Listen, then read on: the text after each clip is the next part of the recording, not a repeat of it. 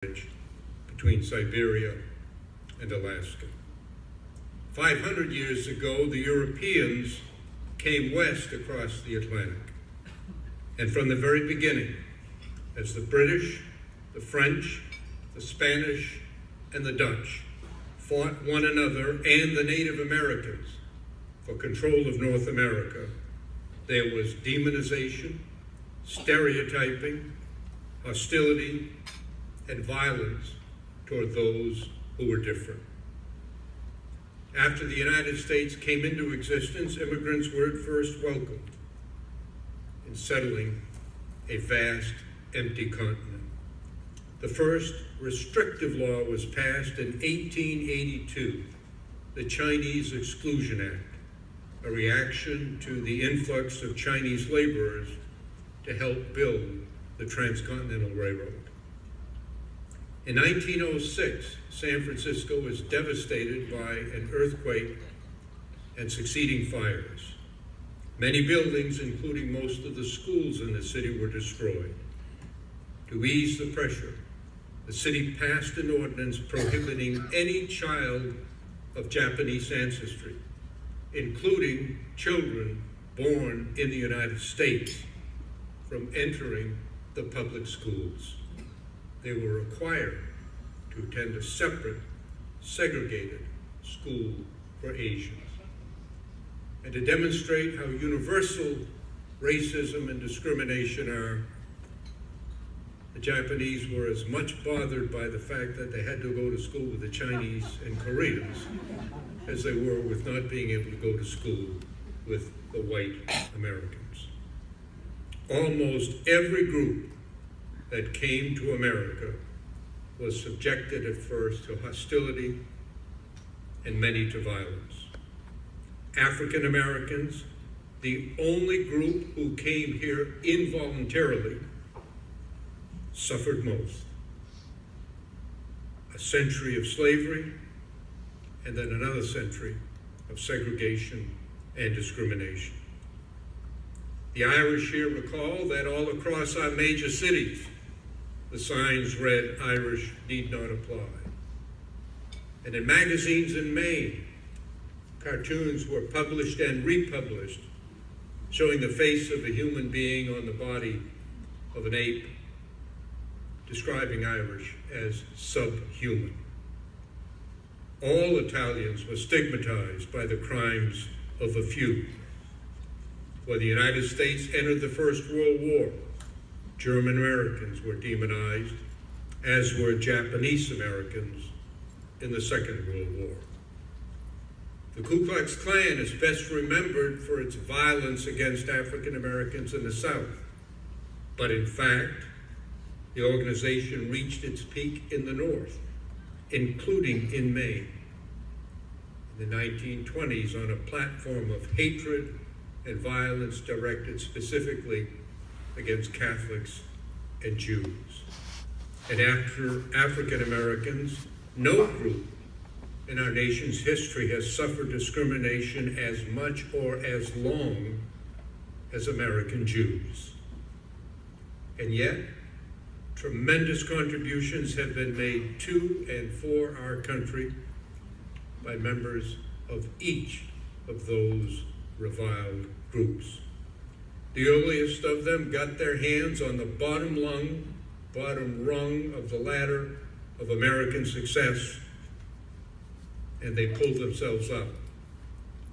Their children and their grandchildren stood on their shoulders and climbed even higher, in some cases to the pinnacle of success. Every rational American knows that we cannot return to the days of open immigration.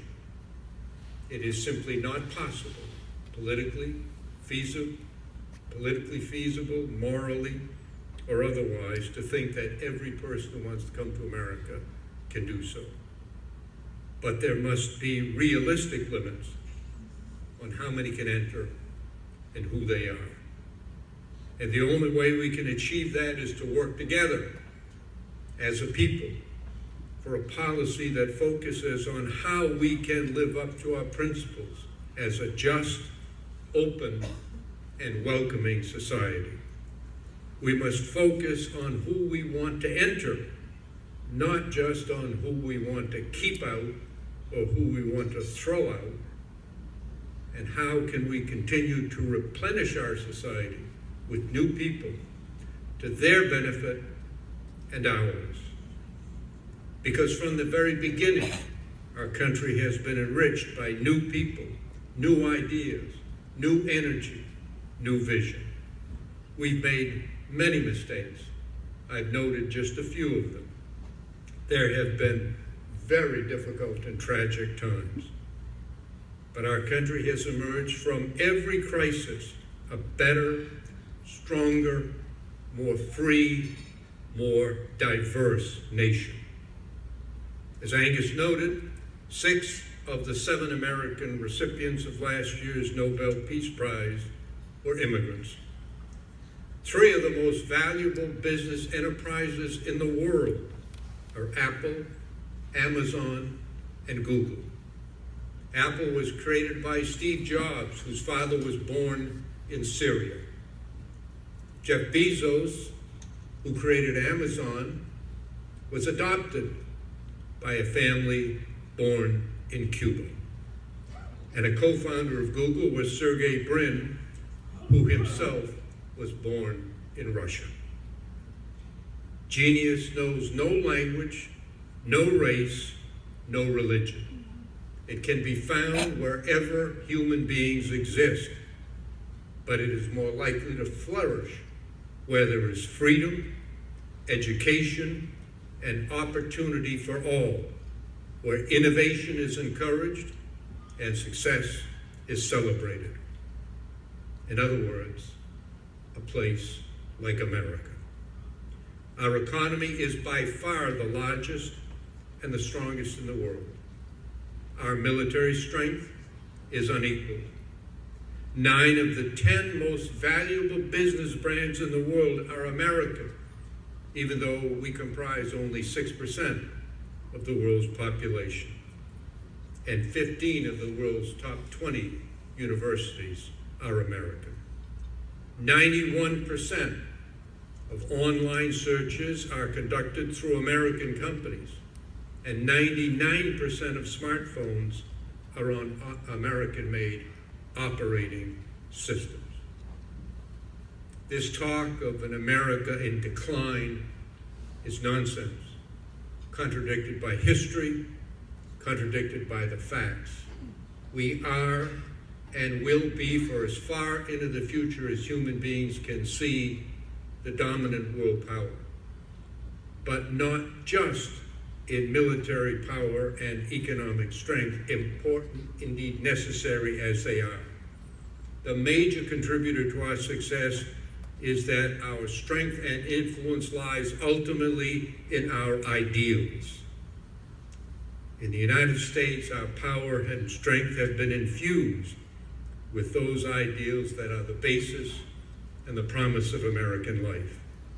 They're not easily summarized, but surely they include the sovereignty of the people, individual liberty, our highest value, opportunity for all, an independent judicial system, and the rule of law applied equally to all and crucially to the government itself. It is our commitment to these ideals that makes us Americans, not our race, not our heritage, not our religion. If the ACLU stands for anything, it stands for that principle. You are an American if you commit to our ideals, whatever your color, whatever your religion, wherever you came from. And our country.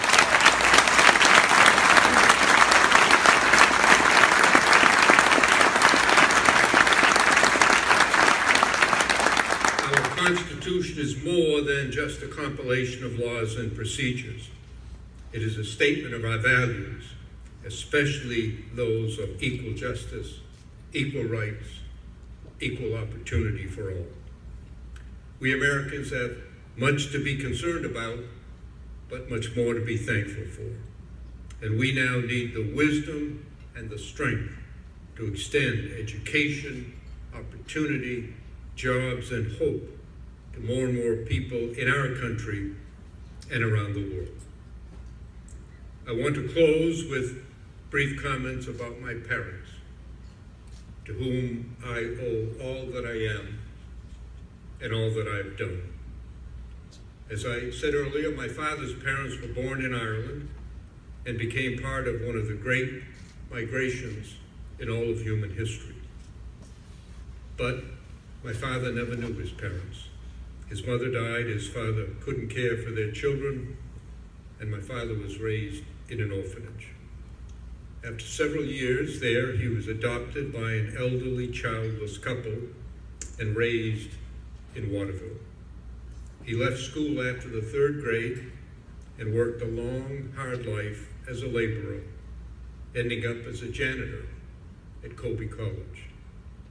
My parents were very poor, and they died penniless. But in their minds, they were successful because each of their children got an education, and then, thanks to the openness of American society, each of us has lived a life far beyond the imagination of my parents.